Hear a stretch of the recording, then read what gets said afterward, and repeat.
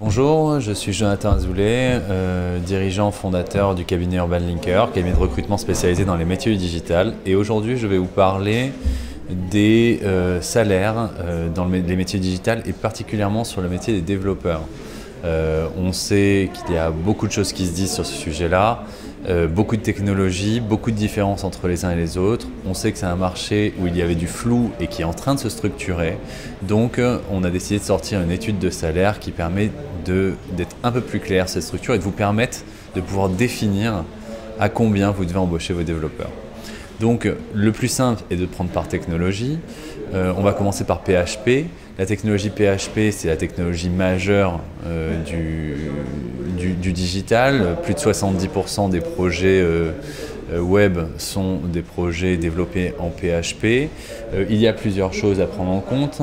Le fait déjà qu'avant, cette technologie-là était sous un mode procédural et devient quasi totalement maintenant sur le développement objet, et le fait aussi que cette technologie qui était beaucoup utilisée en natif avant est de plus en plus utilisée via des CMS et des frameworks. Et en fonction, vous verrez dans notre étude que les salaires évoluent en fonction de la connaissance de ces CMS et ces frameworks. Et donc on peut partir d'une base d'environ 30 à 35K pour un profil junior maîtrisant un framework jusqu'à 70K pour un véritable expert, puisque c'est une technologie qui commence à être relativement senior.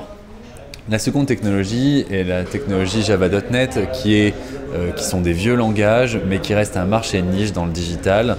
L'utilisation de ce langage-là pour la partie logicielle est souvent très différente de celle utilisée pour la partie web, donc on ne peut pas rechercher les mêmes profils. Du coup, on est sur une partie plus niche sur le digital et il n'y a pas vraiment de formation là-dessus, donc les salaires sont légèrement plus élevés que ceux de PHP et s'ils commencent généralement plus entre 35 et 40 000 euros d'annuel brut bien sûr, ils montent plus vite aux alentours des 65 70 000 euros.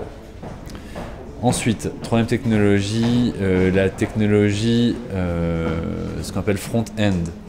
Le front-end, nous on appelle ça les hipsters du web parce que c'est une nouvelle technologie où il y a eu plein de changements qui permettent de faire beaucoup de choses depuis très peu de temps. Avant, le HTML, ça restait vraiment très basique et relatif à l'intégration. Aujourd'hui, on peut développer, on a des frameworks, on peut même travailler en full stack via le front, c'est-à-dire avec un côté serveur en utilisant Node.js, on peut intégrer, on peut faire du responsive.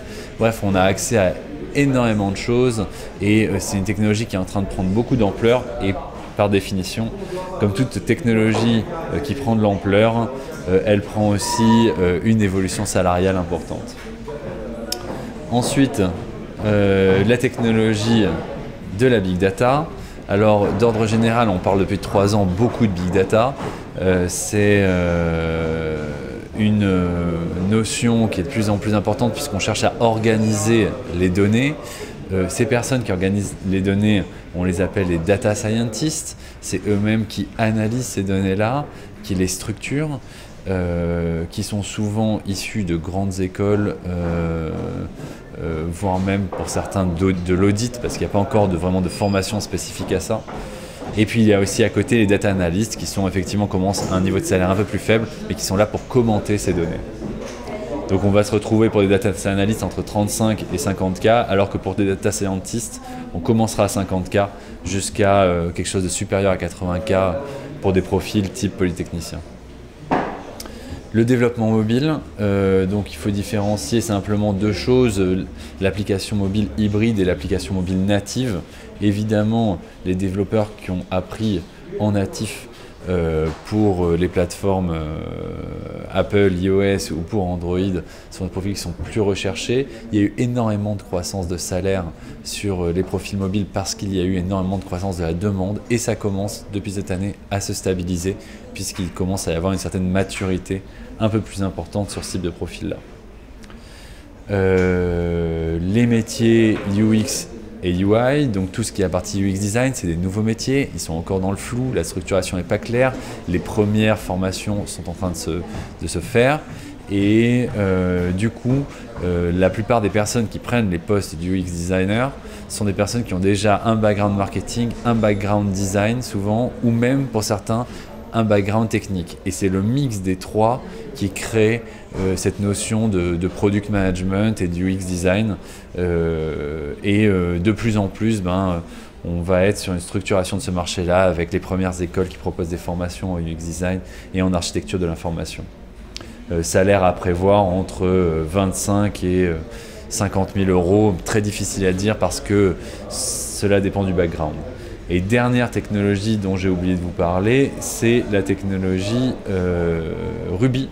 La technologie Ruby est une technologie jeune, une technologie de passionné, une technologie très start-up, très techno, qu'on ne trouve pas dans les grands groupes, mais qu'on trouve beaucoup en start-up, qui bénéficient notamment des nouvelles formations digitales, des formations rapides, les formations en 9 semaines qui vous proposent d'apprendre à coder, elles vous apprennent à coder en Ruby.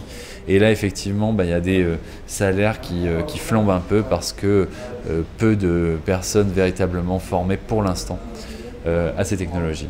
Donc voilà de manière globale, par technologie, où nous en sommes dans l'univers du salaire et de la techno.